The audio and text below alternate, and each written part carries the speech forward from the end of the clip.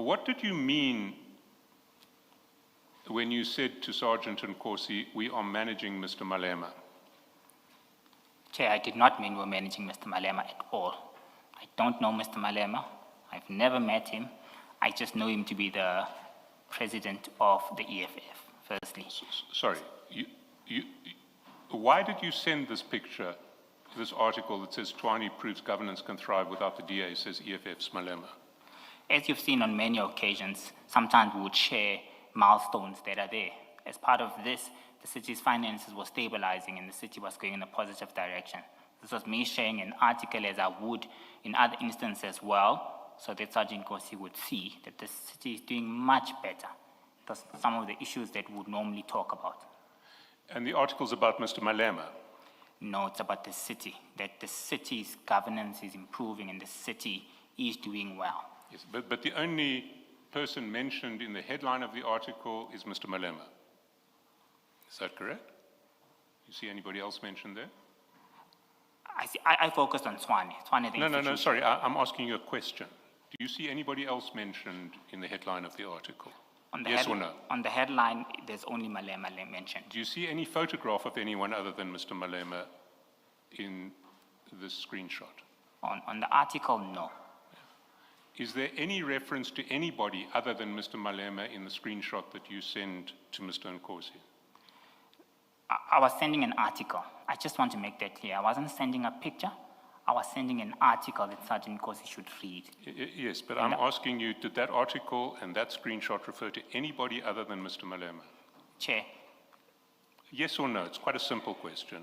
The answer is incontrovertibly no. Senior Counsel. I'm going to object at this point in time. The witness clearly said he sent an article. If my learned friend wishes to deal with the content of the article, as he clearly wants to do right now, in fairness to the witness, then produce the article that the witness says he sent at that point in time. Don't ask him in abstracto, and when he tries to explain, you just cut him off. That is not the way I assume the Commission deals with witnesses that's trying to explain themselves. Whilst I'm on this topic, Chairperson, I have noticed that there seems to be an issue with the manner of the messages that we've received in the bundle. My learned friend refers to forwarded messages, but what we received does not indicate whether a message was forwarded or not. And with the greatest of respect, when you confront a perhaps witness... let's deal with the first issue. I'm happy to stop that then. Yes, thank you, Ms. Fanny. Yes, Mr. Shaskalson. I'm not questioning this witness on the content of the article. I'm questioning this witness on the screenshot that he sent Sergeant Nkosi with a view to understanding the message that he sent less than 2 minutes after sending that screenshot. I haven't got there yet, and I have my line has been interrupted by this objection. But I submit I'm perfectly entitled to ask, is there any face or is there any photograph of anyone in the screenshot and any name of anyone in the screenshot other than Mr. Malema? Because less than 2 minutes later, there is a message, we are managing this guy. And the question is, who is this guy? Chairperson, may I respond, please? Underneath the screenshot, you say, we are managing this guy, my brother. Who was this guy? Chair, I think we must read the complete message. The message continues. The message says, I want to show you Mbungulu will never win. That's exactly what I'm referring to, and stopping midway causes a distortion. And if we continue with the message, you can see clearly who I was referring to. So, can you please answer then, who was this guy? Mbungulu. We are managing this guy. Who's the guy you were referring to? I'm referring to the guy I termed here as Mbungulu, Chair. and that's Mpho Lekukela, Yes, is it yes. not? Yes. And he's associated with the ANC, is he not? He's a former official at the City of Tshwane. I know him as an official at the City of Tshwane. Yes. Sergeant Nkosi confirmed that he is associated with the ANC. I can't confirm that. So when you said you were managing this guy, you were managing Mr. Lekukela, not managing Mr. Malema. Yes. Did you have any other dealings with Mr. Malema or the EFF in relation to TMPD 1 of 2024-25? No. Let me ask the question before you move from this text. What is it about Mr. Lekukela that you were managing? I mean, there's no, what Yeah. you're telling us, there's no context in the text, so maybe explain to us who is Mr. Lekukela and what was it about him that you were discussing with Sergeant Nkosi and the managing? What about him were you managing? Chairperson, we addressed some of this matter in the sworn affidavit, where we discussed at paragraph 2.6 about a relationship that I had with Mr. Mpho Lekukela. And at this point in time, I did indicate that it was a bit of a strenuous relationship. He was an employee within the city of Tshwane. I also mentioned within the sworn statement that there were work-related disagreements, which I said they were confidential and private. I didn't want to air them for the commission, but it was as a result of that.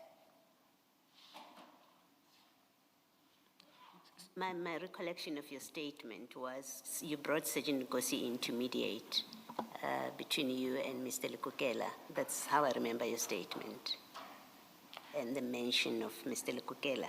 Here you are speaking about managing him.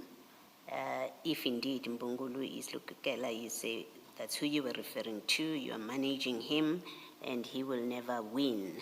I'm trying to get you to make this make sense to us who are listening and have to evaluate your evidence.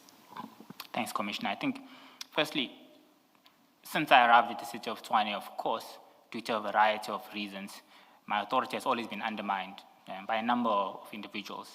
Maybe firstly, as a result of my age initially.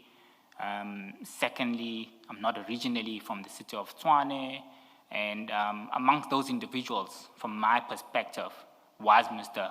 Mpho Lekukela, where I would have viewed it as a situation where he didn't want me to thrive, and any work-related instructions I would give, they were not really followed accordingly. Like I'm saying, I don't want to go into the details of those confidential matters, if the permission allows, but on the context of that, and that no matter which individual at the onset had tried to set me up to fail was not winning. The city was on a positive trajectory. The city was improving. The finances of the city were stabilizing. Thank you. You say you had no dealings with the EFF in relation to this tender. None whatsoever, SC. Can we go to page 153?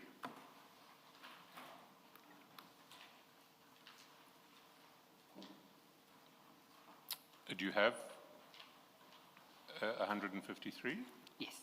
At the foot of that page, you'll see that at 11:06, timestamp 9:06, you call Sergeant Nkosi on the 21st of March. Yes.